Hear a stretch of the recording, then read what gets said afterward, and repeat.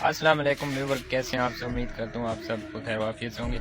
आज का टॉपिक जो है हमारा बहुत अहम है, क्योंकि वोट हमारे जो है बहुत नज़दीक आ चुके हैं। और इस हवाले से मेरे साथ एक दोस्त जो है जिनकी जो है साहब का जॉब भी है इस्लामाबाद में, और आज उन्होंने मुझे टाइम दिया है, तो इनसे हम वोटों के बारे में गुफ्तगू शुरू करेंगे।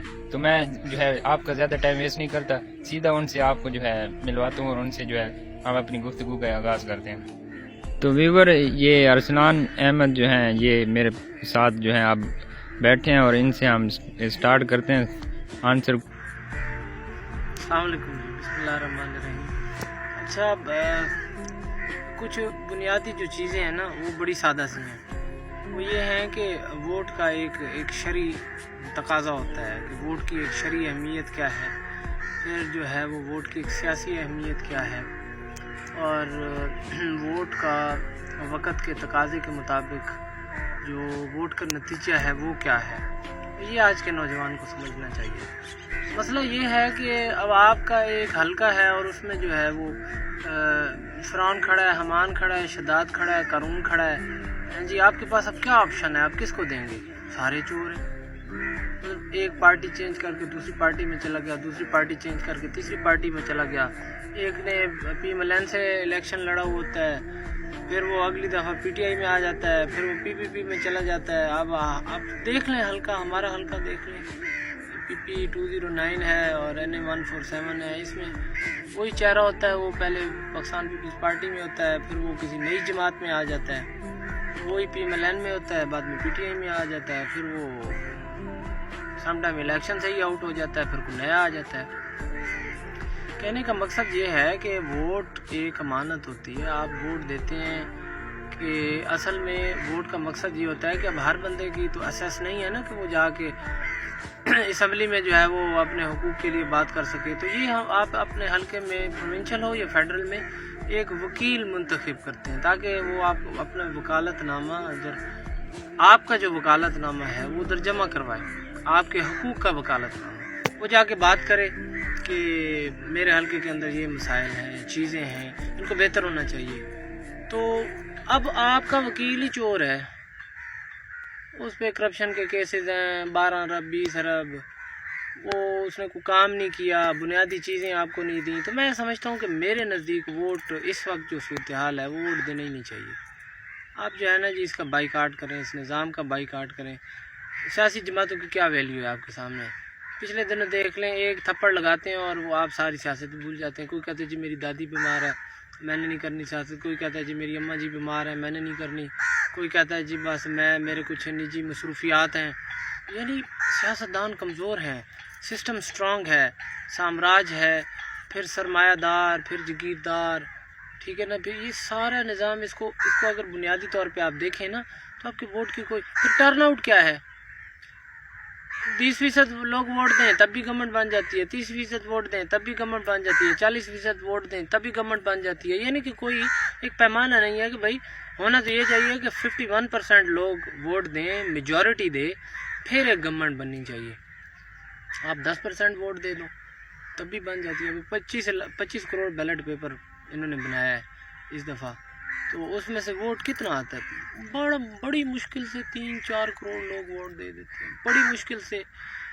कुछ अंडर 18 होते हैं, उनका वोट नहीं होता, कुछ ओवरसीज़ हैं, फिर कुछ जो हैं वो मेरी तरह कहते हैं जी फ़ायदा ही नहीं है, इसे आप निज़ाम में क्या दोगे? वो वही लोग होते हैं, वो सारी चीज़ें। वो एक जब इलेक्शन आता है ना तो एक तबका होता है जिसको आप सरमायादार या जगीरदार कहते हैं, कैपिटलिस्ट। तो वो इनके साथ जो है ना ये जो आपके होते हैं ना ये नाम नहाद लीडर, वो उनके साथ फिर रहे होते हैं, क्योंकि वो किसी ने चीनी बहुत ज़्यादा स्टॉक की हुई होती है तो वो कहता है चल यार मेरी चीनी तो छुड़वा देगा। किसी ने साबुन स्टॉक किया हुआ तो चल यार मेरे साबुन तो मेरे छुड़वा देगा गवर्नमेंट से। तो इसलिए ये साथ फिर रहे होते हैं। नौजवान को सोचना चाहिए कि नौजवान को ये सिस्टम क्या दे रहा है। आपको तालीम जो है वो गवर्नमेंट दे रही है, आप अपने पैसे जो हैं वो लगा के तालीम हासिल करते हैं, ठीक है। आप जो है वो हेल्थ का आपके जितने मामलात हैं वो आप ख़ुद करते हैं।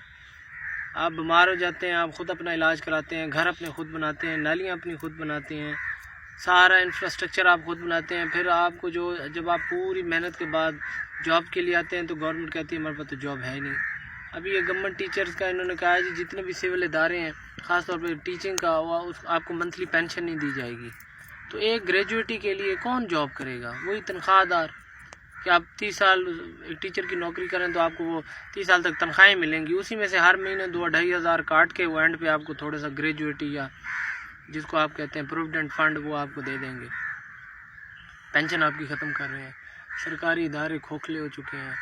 اور پھر آخر میں سب کچھ کرنے کے باوجود آپ کے پاس آپشن بچتا ہے کوئی گائے بھینس بیچ کے, کوئی پلاٹ مکان بیچ کے, کسی کی منت کر کے, اور وہ دیار غیر میں جو ہے نا وہ انگریزوں کی یا مڈل ایسٹ کے یہ جو عربی ہیں ان کی جا کے خدمتیں کرو, چند ہزار پہ جو ہے نا اپنی زندگی ساری ادھر گزار دو, 2-2 4-4 سال گھر نہیں آنا.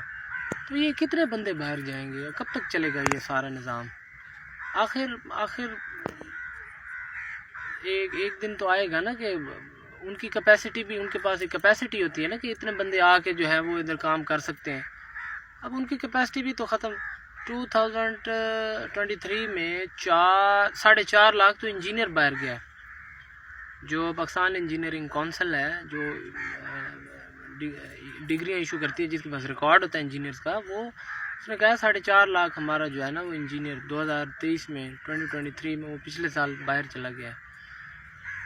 تو جب کھانا خود ہے, پینا خود ہے, علاج اپنا آپ کروانا ہے, نوکریاں خود تلاش کرنی ہے, باہر دھکے دوڑے کا کے خود جانا ہے, تو پھر اس ووٹ کی ہم کیا حیثیت ہے؟ جو بندہ آپ سے یہ کہتا ہے کہ ووٹ دو جی, تو آپ اسے کم از کم سوال تو کریں کہ آپ نے ہمارے ساتھ کیا کیا ہے. میں اب اپنے حلقے کی بات کرتا ہوں. ہمارے حلقے کے اندر پچھلی دفعہ جو الیکشن ہوا تھا, بائی الیکشن ہوا تھا PP 2009 کا, اس میں ایک تو میں نام نہیں لیتا, انہوں نے وعدے کیے جی آپ کو واٹر فلٹریشن پلانٹ لگا دیں گے, یہ کر دیں گے, وہ کچھ بھی نہیں, اسی طرح پڑا ہے. یہ ہمارا کچا کھو سٹی کا یہ ادھر نالا جا رہا ہے باہر, وہ میں کہتا ہوں کہ یہ تو یہ پرسنلی جیب سے کروا سکتے ہیں. یہ وہ سارا پانی وہ مین سڑک پہ جا رہا ہے, یہ اللہ اللہ کر کے وہ بنی تھی, وہ ٹوٹ پھوٹ کا شکار ہو گئی. تو بس ہمارا سیوریج کا سسٹم کچا کھو کا بالکل تباہ و برباد ہے.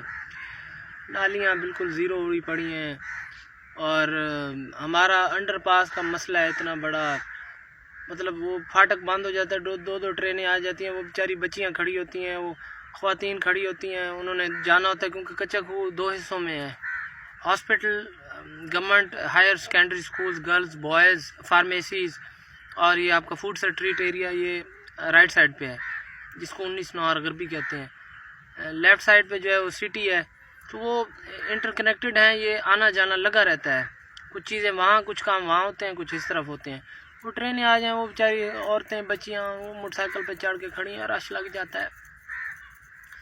تو اب جو کوئی کہے کہ وہ جی ووٹ دو جی, اس کو دو جی, وہ ترقی لائے گا, میں تو 27-28 سال میں دیکھ ہی بیٹھا ہوں کتنی ترقیاں آئی ہیں. جو الیکشن لڑتا ہے وہ سرمایہ دار ہوتا ہے, جگیردار ہوتا ہے, اس کی جننگ پریسنگ فیکٹریاں ہیں, اس کے پیٹرول پمپس ہیں, ٹھیک ہے نا. جو صاحب کا آپ کا یہ ہوتا ہے, اب آپ نے حلقے کی بات کر رہا ہوں, یا صاحب کا بہت بڑا بیوروکریٹ ہوتا ہے, سول بیوروکریٹ, ٹھیک ہے. اور وہیں اسی شہر میں جہاں پہ نالے ٹوٹے پھوٹے پڑے ہیں, نوجوان بے روزگار ہیں, وہیں پہ جو ہے وہ جو ہمارے لیے تو یہ بھی تاج برطانیہ ہے, تخت برطانیہ ہے.